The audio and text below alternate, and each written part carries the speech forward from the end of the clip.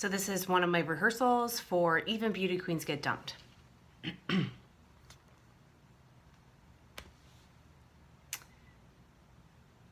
At just mere minutes old, my biological father walked into the hospital room, held me in his arms, and promptly proceeded to hand me back to my mother.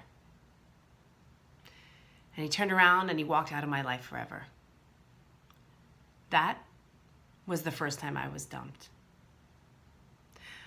Obviously, at mere minutes old, I didn't realize that being dumped would be a reoccurring theme in my life, and one that would propel me to some of the greatest accomplishments to date. The ironically funny thing is that I didn't find any of this out until I was 17 years old. It was opening night of musical, and I was racing around trying to get out of the house. And my mom said, I have to talk to you before you go. So I ran down the steps, and she was pacing in the family room. And I could tell something was really bothering her. She wasn't one for confrontation, so in my jovial manner, I simply said, Mom, what are you going to tell me? I'm adopted? She looked at me, and her face was as white as a ghost. And she said, how did you know? I wish I would have had a picture of what my face looked like, because I said, well, I didn't. I was just trying to make light of the situation, but apparently the joke was on me. So right then and there, I had a decision to make. Do I fall to my knees and cry? Or do I take another route? I looked at my mom and I said, Mom, it's fine. And without even really knowing it, I had already internally adopted this mantra. Today I can, today I will, and today I must. My today I can was, I can move on from this and I can be happy. My I will was the fact that I was going to get to musical and make sure I delivered the best 3 lines that anyone had ever seen on stage. And my I must was making sure that my parents, and especially my father, knew how much I loved them. My dad didn't have to adopt me. He didn't have to take on that responsibility. But for that, I'm forever grateful. You see, medical professionals talk about adverse life events. How do they shape us? Do we have the right coping mechanisms to have great mental health? At age 13, I was in a pickle. I loved playing soccer, but back in the day, we didn't have a women's team. So I had to figure out how I was going to still continue to play.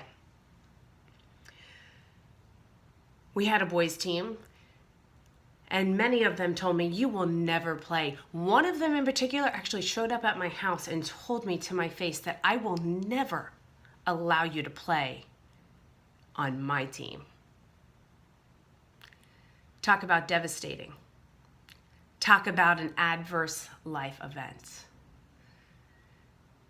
But I went back to that internal coping mechanism, and my brain saying, wait a second. I can play on the boys' soccer team. And you know what? I will play on the boys' soccer team. And you know what else?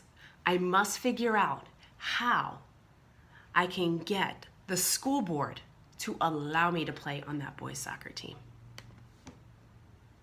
You see, it was great because I had 2 people in my corner, my high school boys' soccer coach and my grandfather. I appealed the school board with 1,000 signatures, used Title IX, and they unanimously voted to allow me to play on the boys' team.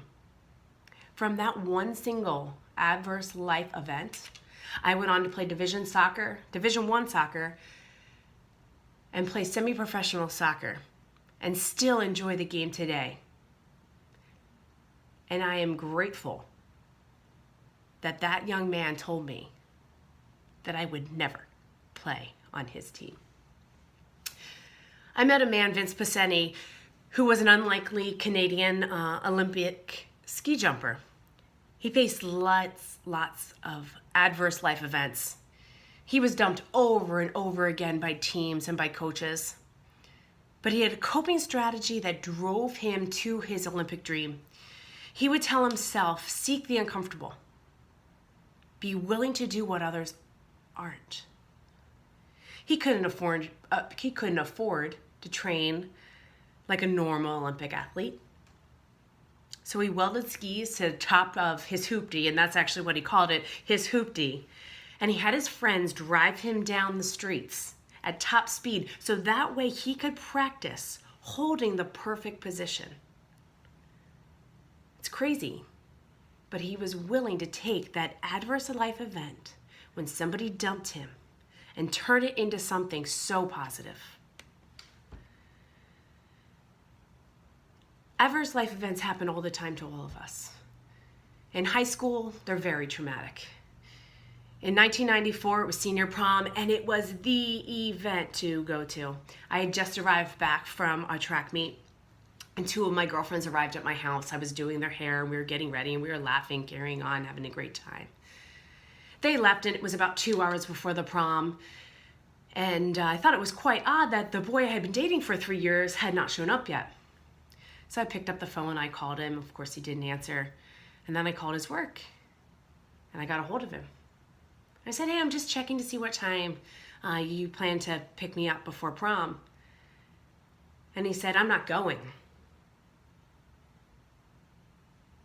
Dead silence. Adverse life event. You see, even beauty queens get dumped on prom night.